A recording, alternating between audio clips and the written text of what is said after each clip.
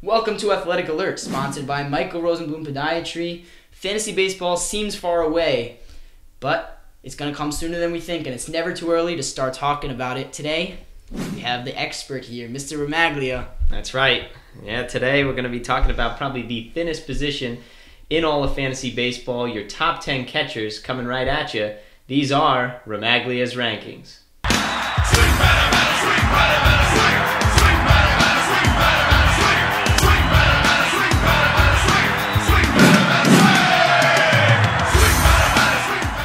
All right, on Colin's top 10 catchers list, starting at number 1, we have the obvious choice, Buster Posey.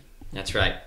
Yeah, Buster Posey's a guy who's, going to play almost every game. He has for the past 4 seasons, at least 150 games played. He's going to hit you 20 home runs, 80 or 90 RBIs, hit over 300, and now what he earned last year was first base eligibility. That makes him even better and makes him, even more of a standout amongst this category, looking down on every other catcher in the league. Clear cut number 1.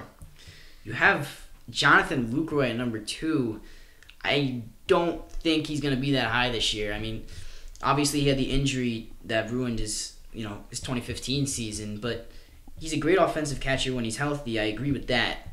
But I just don't think he's going to get it done this year. The Milwaukee lineup's going to be pretty bad. He's not going to have anybody around him, and he's coming off an injury-filled season.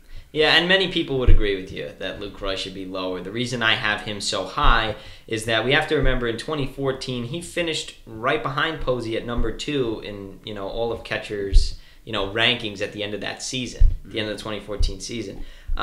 There's also been some trade rumors circling around because Milwaukee's in a rebuilding phase. Now I don't know if Lucroy really wants to leave, but let's say he got shipped somewhere. That will boost his value. He's going to get probably for your team 15 home runs, 70 ribbies, and he's probably the only second guy on this list who will hit you around 300. That's why I have him so high, because I think average is very important. Yeah, all right. And if you move a little bit farther down to number 4, you got Salvador Perez, maybe the most safest and most consistent catcher in the league, maybe other than Buster Posey. I can argue him at number 2. I think he could be better than Lucroy this year, and maybe better than McCann too, even though McCann put up, pretty good power numbers last year. I think Perez's consistency kind of beats all that. Yeah, I mean, I could see that. The only reason I have Perez ranked at 4 is just because he's hit 260 the past 2 seasons.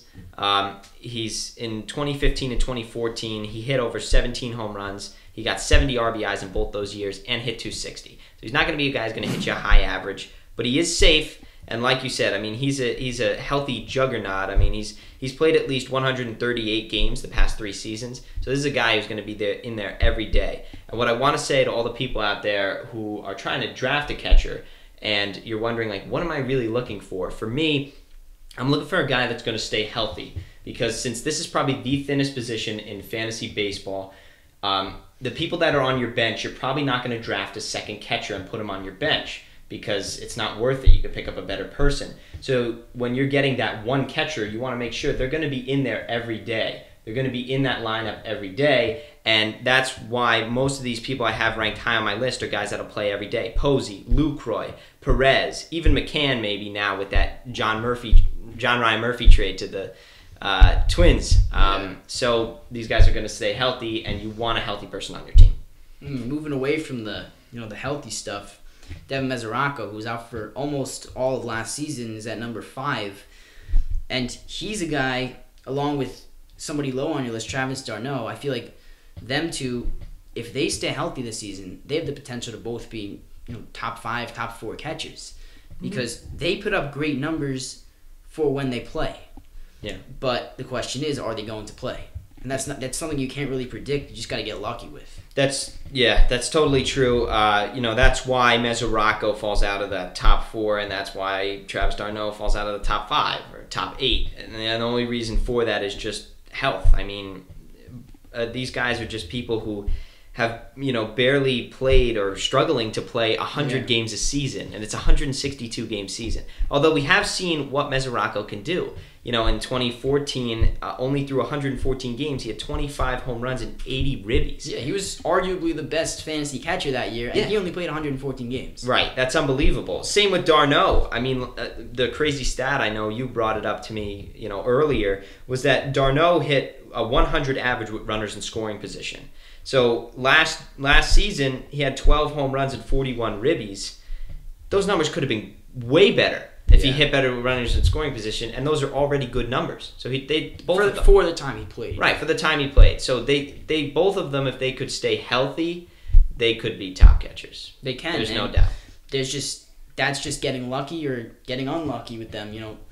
Injuries are a big part of the catchers in fantasy baseball, I feel like. Because if they don't get hurt, they have a chance to be a top 5 catcher. But if they do, then you got to pick one up, which isn't so bad always, because you can get a guy like on the bottom of your list. Like last year, you could have picked up Stephen Vogt. You could have picked up Derek Norris at one point in the season. Right, and you can see that with a lot of these people on the list. Like you said, Mesoraco, because last season he only played 23 games, people dropped him. Norris was a guy who went undrafted. Vogt was a guy who went undrafted, and these guys are on the top 10 list this year. It's just sometimes they get lucky. Sometimes you have to pick up the hot hand. And, so in terms of catcher, like you said, unless you really want one of those elite catchers, just wait and pick up somebody on the waiver wire who's got a hot hand who might have a breakout season. Yeah.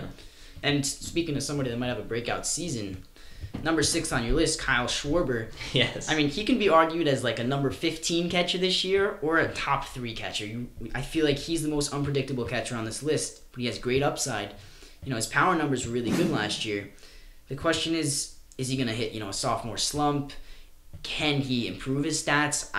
I feel like he's a risky guy to get this year. I personally would wait a year or 2 to draft him unless he falls really late to me. Right, and I don't disagree with what you're saying. I mean, all across the board, every position, we got a lot of rookies coming in, so you don't know how to gauge them and what to do. Kyle Schwarber is a guy who we saw after 69 games hit 16 bombs and 43 ribbies. He was great.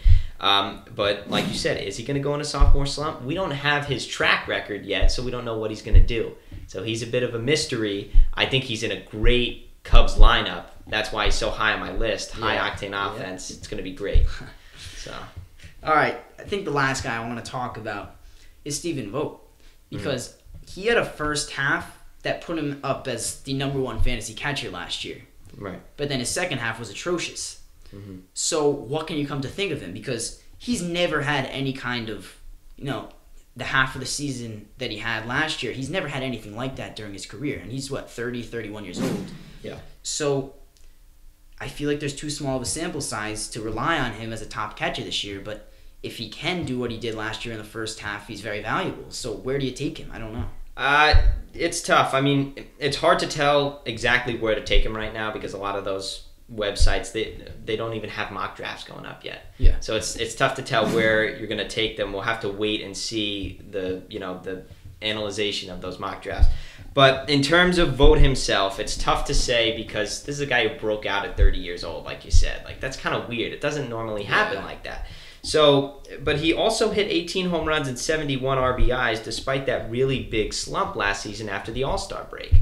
So I think he still has potential to be really great, and he's on a really bad team in Oakland. So that they're relying on him. He's almost like their 3-4 hitter. Like, we need you to drive in runs. That's another thing that could hurt him because he has no really good hitters around him in the A's lineup. That's true. Last year was probably a little bit better. You're right. But this year it's going to be a little and that's what limits him is because they can't get through that order because it's so bad. He's not going to get a lot of at-bats. But if he does, I think he still has a chance to make an impact. I think he does too, but I think it won't be for too long. Like, maybe he'll do it for half the season again. I don't know. Maybe. I wouldn't trust him too much. Maybe if he falls late. I don't know. Yeah. So those were Colin's top 10 catchers. We're going to be dropping more videos like this, but for different positions. We're going to cover all the positions. Are you, Colin? Yep, we're going to cover them all leading up to, the fantasy baseball start, your drafts. Make sure you're all prepared.